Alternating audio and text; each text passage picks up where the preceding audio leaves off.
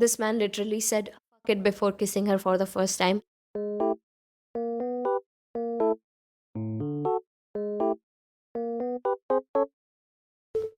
Hello everyone, welcome or welcome back to my channel.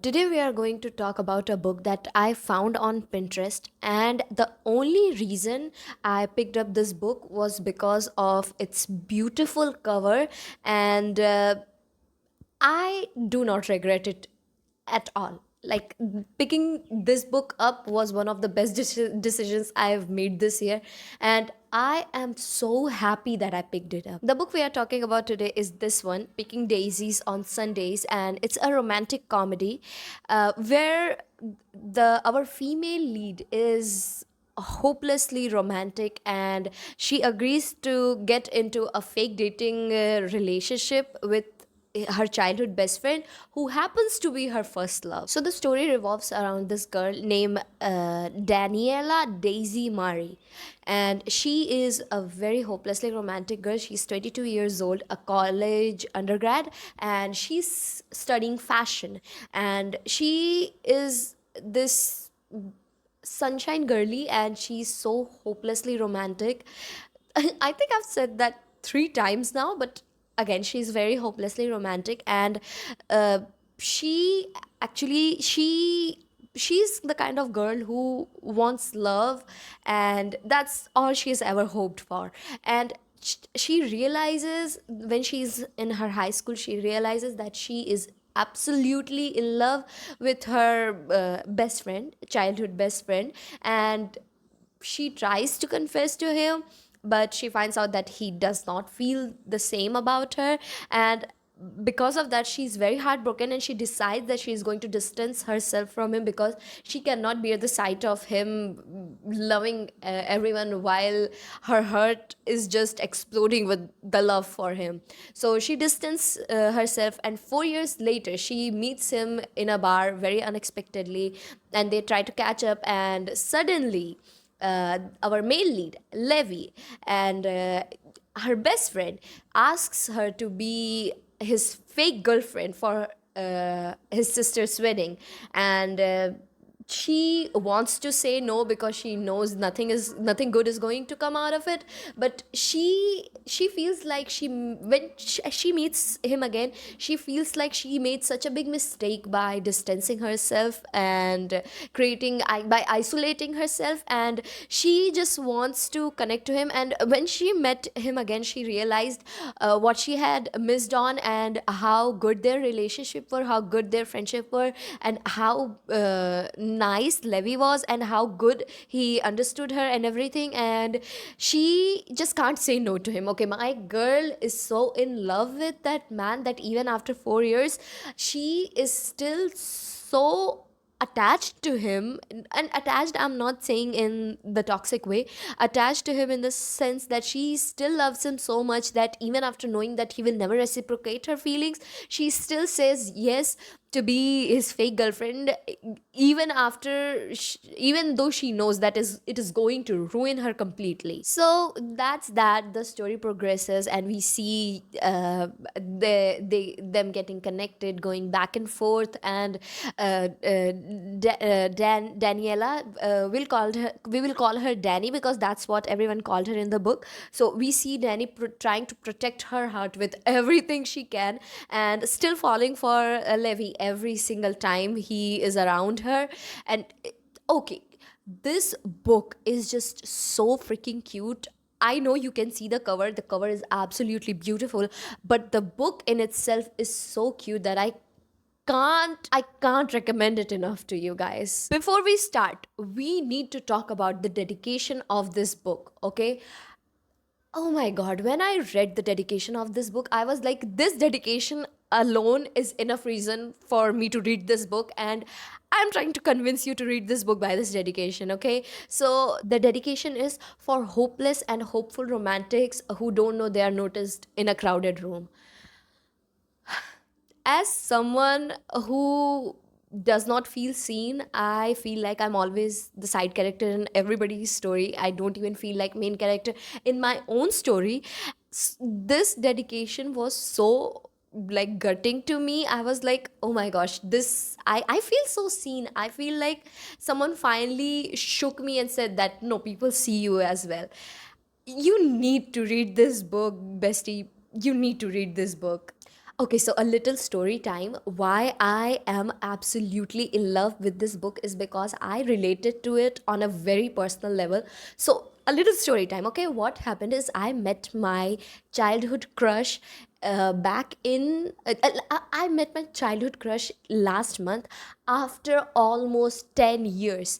And the way I still felt those feelings, the way I was still attracted to him was the only difference between Danny and me was I did not get my happy ending. And we're not going to talk about it. I, I'm not going to talk about it. This book is young adult and it does not have any kind of spice in it, which was like, which is always a good addition to a good book, because that's when personally, I feel like that's when emotions are more strongly presented in the book. The emotions in this book were so strong that I could not help but fall in love with these characters.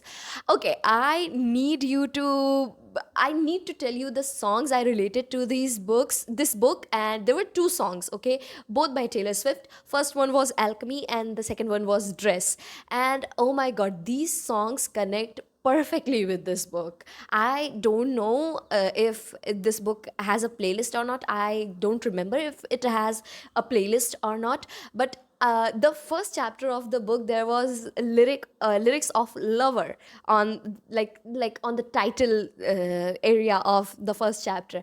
And okay, can this book get any more perfect? He calls her Daisy. So let's talk about our male main character, Levi Codwell. So oh my god, a nerdy guy with curly hair who wears glasses. Like, can you ask for anything more? He is calm, sweet, and the perfect golden retriever man you can ever imagine. And oh my gosh, he is just so perfect. Okay, I hated him in the start of the book because the book was from Danny's point of view. And when I was reading it, she was like, he broke my heart. But in the starting of the book, she did not explain how and why did he break her heart. And when I was reading this book, I thought that he rejected her. And I absolutely hated him for it, okay? Knowing now, you know that I related to it on a personal level, so that rejection stung so bad. Okay, but at the same time, I was wondering, why was it that what really happened that night? I was wondering. And there were little snippets of moments of what happened that night, but there were no actual scenes or flashbacks that explained what really happened. So we were left wondering what Levi actually did that hurt Danny so bad that she just distanced herself from her best friend that she was so in love with. And it's just, I absolutely hated him, okay, just so you know. But after that, oh my god, the way this man made me fall in love with him so effortlessly is just beyond me. This guy speaks French, teaches Jane Austen class, yes, Jane Austen literature class, and buys flowers, remembers every little detail about Danny, and wrote a whole ass book in French with poems, a book of French poetry with all the poems about Daisy. This man is literal dream. You cannot convince me otherwise. So now let's talk about Danny.